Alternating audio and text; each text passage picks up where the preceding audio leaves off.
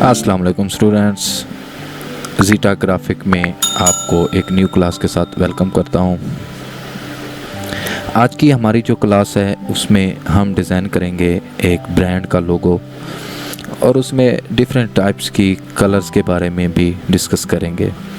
तो आइए स्टार्ट करते हैं।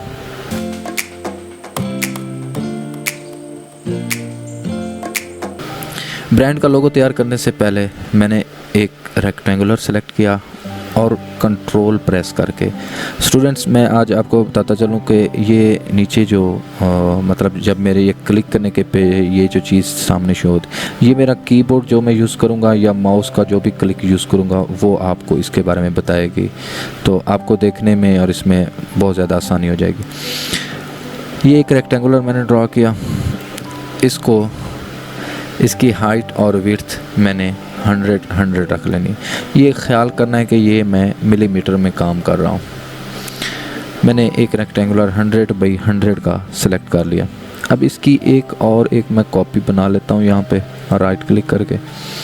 अब इसका जो विड्थ है उसको मैं 61.8 मैं 61.8 पे इसको इसके साथ बिल्कुल आपने जूम में जाके इसको बिल्कुल इसके साथ एडजस्ट कर लेना, गैप वगैरह बिल्कुल भी ना हो। ये तभी मुमकिन होगा कि जब आप जूम में जाके थोड़ा सा इसको सेट करेंगे। जितना ज़्यादा जूम में जाएंगे उतनी ज़्यादा एक्यूरेसी आएगी। अब इन दोनों को सिलेक्ट करके मैं ग्रुप कर लेता हूँ। ग्रुप करने के बाद मैं विंडो में जाके एक डॉकर्स ऑन करता हूँ ट्रांसफॉर्म के नाम से। इसमें मैं इसकी एक कॉपी को डिफरेंट एंगल पे रोटेट करूँगा। जो आप यहाँ पे जो मैं एंगल यूज़ करूँगा वो 270 है और मैं चाहता हूँ इसकी एक कॉपी मुझे बना के दे दे। रोटेट के ऑलरेडी हम पढ़ चुके हैं रोटेट टूल्स के बारे में कि ये एंगल क्या काम करता है। अगर समझ नहीं आ रही तो आप पिछली क्लासेस में देख सकते हैं, उसमें मैंने डिटेल्स में बताया है कि रोटेशन टूल्स कैसे काम करता है और इसका एंगल वगैरह कैसे हम चेंज करते हैं। तो इसको हम छोटा करके इस जगह पे एडजस्ट कर लेते हैं। ये मैं जल्दी से इसको सेट कर लेता हूँ।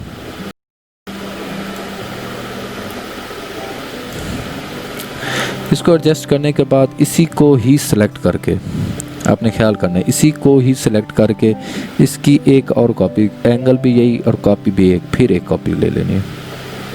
इसको फिर आप ये देखें, एक जगह इसकी छोटी जो 100 बाई 100 थी, एक थी 61.8। आप जो छोटी हो उसमें हमने इसको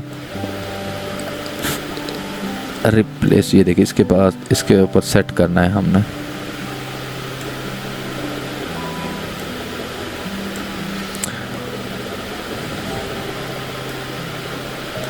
तो ये छोटे जितने गैप हैं इसमें एक एक कॉपी करते थे, तो ये जल्दी से इन सब की मैं एक इसी तरह से ही मैं एक कॉपी बना के इसमें एडजस्ट करता जाता हूँ।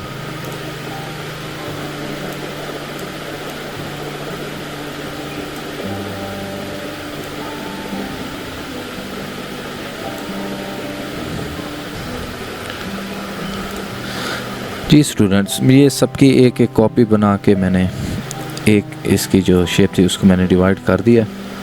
अब ये शेप बनाने का मकसद क्या था, इसमें हमने एक सर्कल ड्रा करना है। सर्कल कैसे, यहाँ पे सेंटर में आके मैंने शिफ्ट और कंट्रोल, नीचे देखें शो हो रहा है शिफ्ट प्लस कंट्रोल, और सर्कल ड्रा करूँगा। यहाँ पे शिफ्ट और कंट्रोल प्रेस करने का मकसद ये था कि सेंटर से बिल्कुल इक्वल ही बड़ा होता जाएगा। इसी तरह इस जगह पे ये सर्कल सारे मैंने ड्रॉ कर लिए।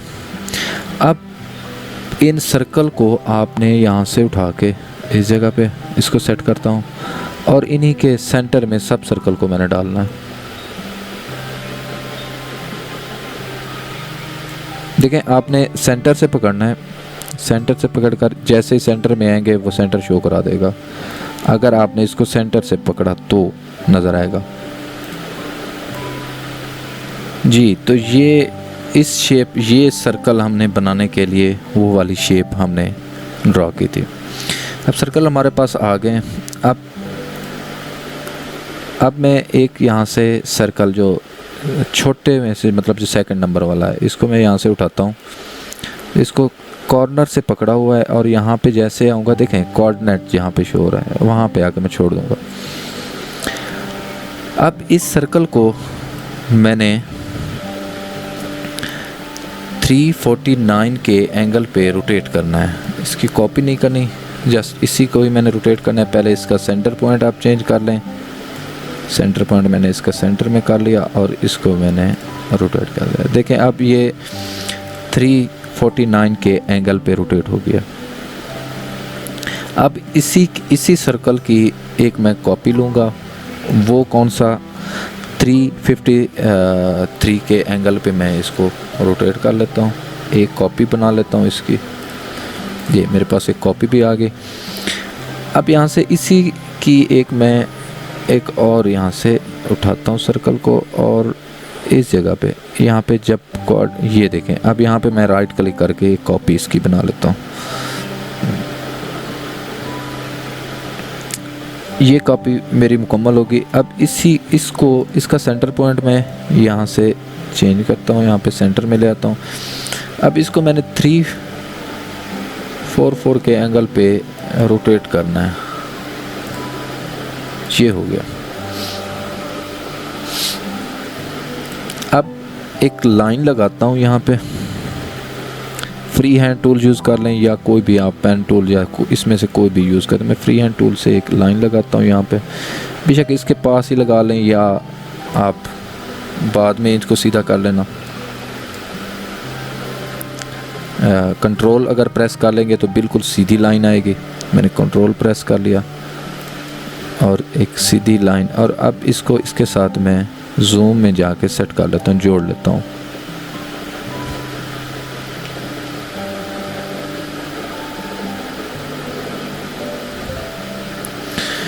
परफेक्ट हो गई। अब इसको थोड़ा सा मैं बड़ा कर लेता हूँ।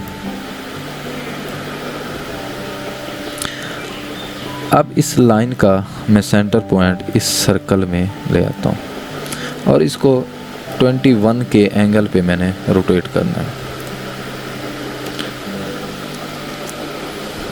ये लाइन मेरी रोटेट होगी। थोड़ा सा इसको बड़ा कर लें ताकि मैं चाहता हूँ थोड़ा सा बाहर अगर मुझे ज़रूरत पड़े तो हो मेरे पास। अब देखिए मैं चाहता हूँ इस सर्कल को ना मैं 4.865 अप करूँ थोड़ा सा। ये थोड़ा सा आपको एक और तरीका बता देता हूँ। आपने सिंपल यहाँ पे कोई एक क्लिक कर लेना है। क्लिक करने के बाद देखें यहाँ पे ये पोजीशन इसकी आ रही है। यहाँ पे मैं 4.865 ये ओके हो गया।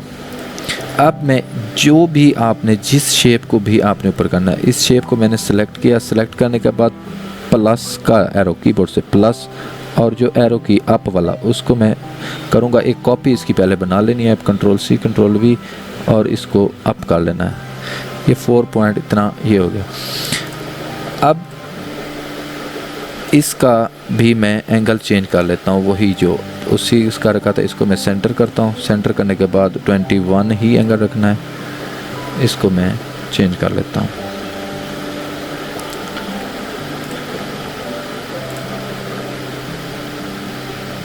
इसका सेंटर पॉइंट यहाँ पे ले आए और इसको 20 के एंगल पे मैंने रोटेट कर दिया। अब एक और लाइन में लगाता हूँ। यहाँ से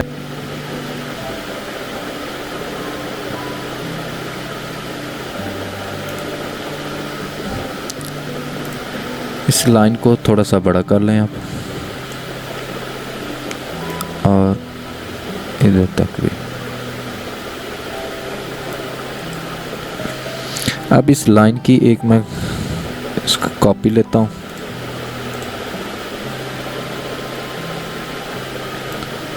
और इसको इस सर्कल की इस जगह तक राइट क्लिक कर देता हूँ। ये 2 कॉपीज़ होगी मेरे पास।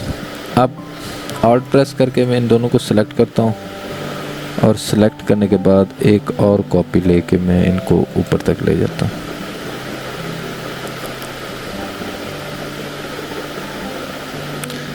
अब एक लाइन को उठा के इस जगह पे एडजस्ट,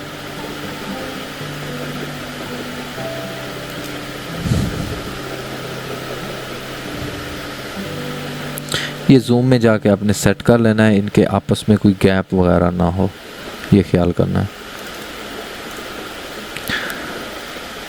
अब इन तीन लाइनों को ऑल्ट प्रेस करके मैंने सिलेक्ट किया। सिलेक्ट करने के बाद इनको मैं ऊपर यहाँ तक ले जाता हूँ। ये ऊपर वाली लाइन, जो ऊपर वाली लाइन है सर्कल का, ऊपर वाली लाइन को ये टच करे, यहाँ पे आके छोड़ देता हूँ। इसको थोड़ा सा ऊपर कर लें, मतलब काफ़ी ज़्यादा नीचे थी, थोड़ा सा फिर इसको पकड़ के आप सेट कर लें, ये आप परफेक्ट है। अब इन तीनों को सिलेक्ट करके ऑल्ट प्रेस करके सिलेक्ट करना है, तभी सिलेक्ट होंगे तीनों लाइनें।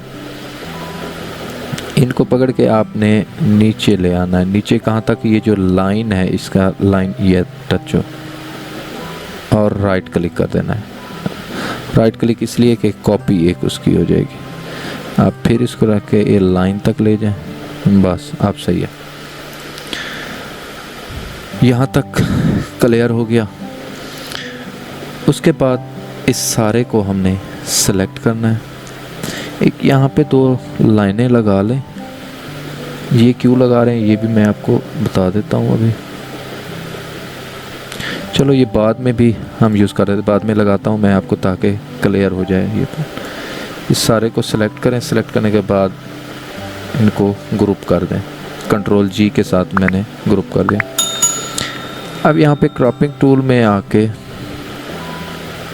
मैं वर्चुअल ये सेगमेंट ये डिलीट करने के मैंने ये वाली जगह डिलीट कर दी बस। उसके बाद नीचे आ जाएं, इसकी ये जगह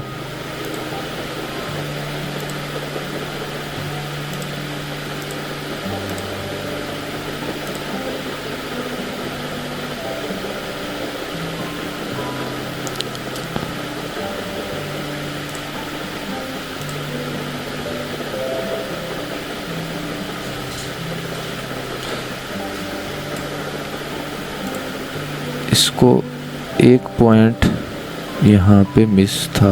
मैं एक इस सर्कल को उठा के मैंने इसको अनग्रुप किया और इसको उठा के आपने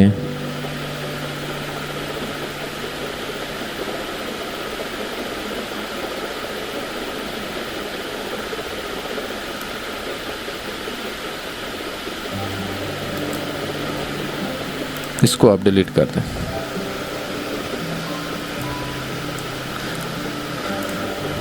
अच्छा, इसको भी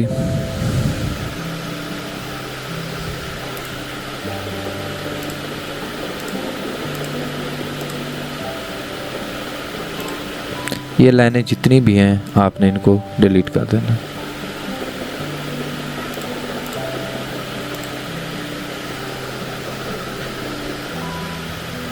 उसके बाद आपने ये वाली लाइन डिलीट करनी है और सर्कल में से आपने इसको और इसको डिलीट कर देना और इसकी ये जगह और ये जगह भी बनानी है। उसके बाद यहाँ पे लाइन लगा लें। लाइन इसलिए मैं लगा रहा हूँ ताकि मैंने स्मार्ट फिल टूल यूज़ करना है, तो मैं चाहता हूँ ये आपस में मिक्स ना हो। मैं एक लाइन यहाँ पे लगा देता हूँ और एक लाइन यहाँ पे भी। इनको भी मैं यहाँ से रिमूव ये वाली और इसको भी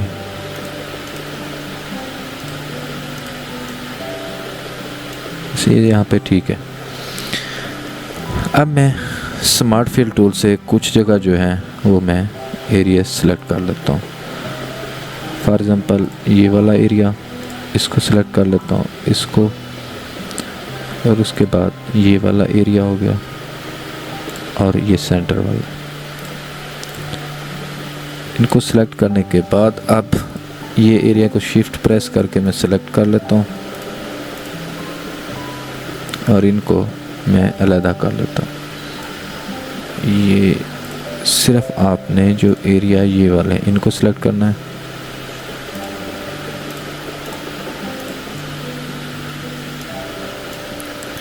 बस बाकी आप सब इनको आप अब डिलीट कर दें। ये देखें, एक सिंपल ब्रांडिंग लोगो तैयार हो गया। अब इसमें कुछ कलरिंग वगैरह हम करते हैं।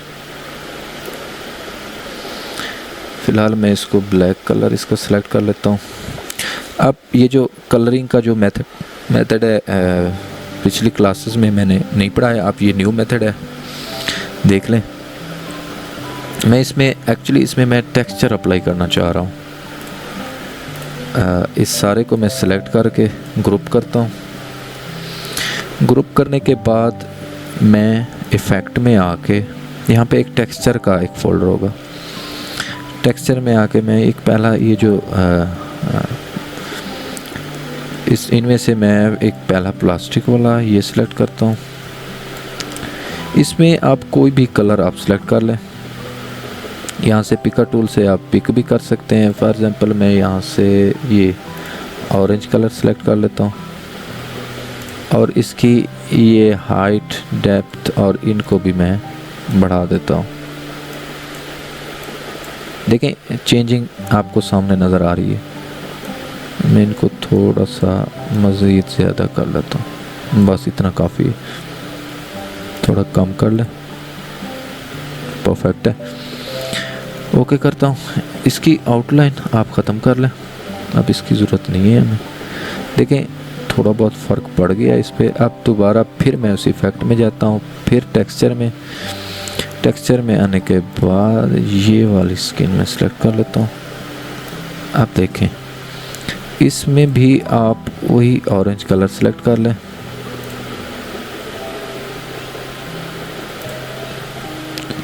इसको थोड़ा सा बढ़ा दें आप।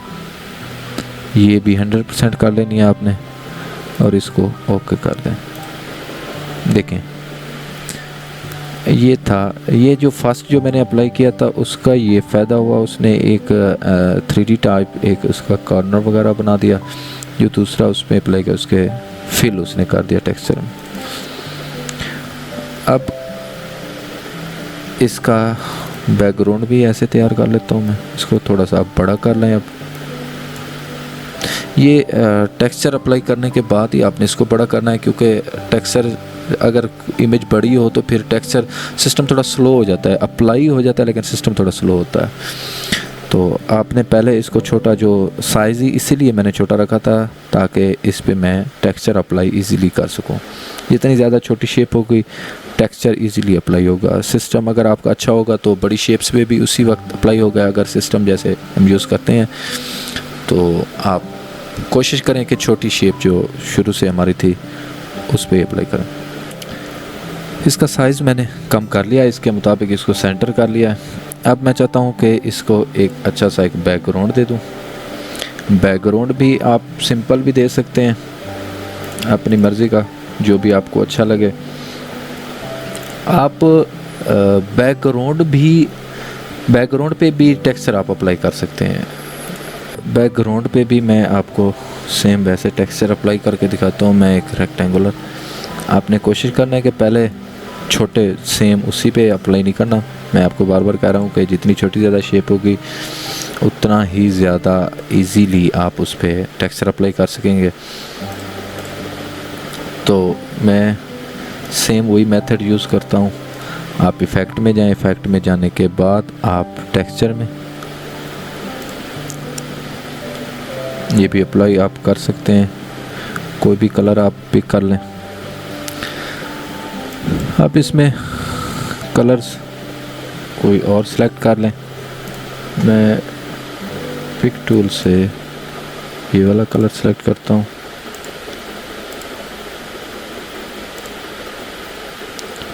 ओके कर देता हूँ।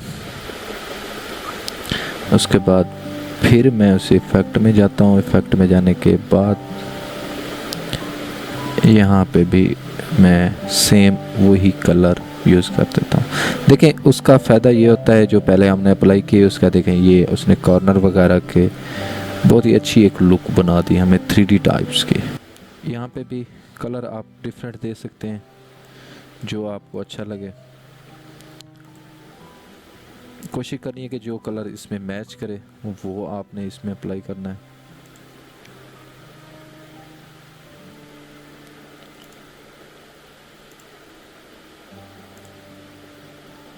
इसकी भी सारी एज वगैरह मैंने फुल की हुई है।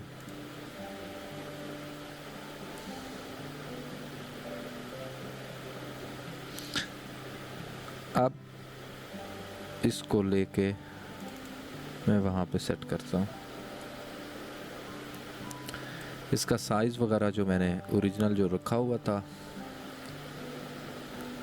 190/20 और 1080।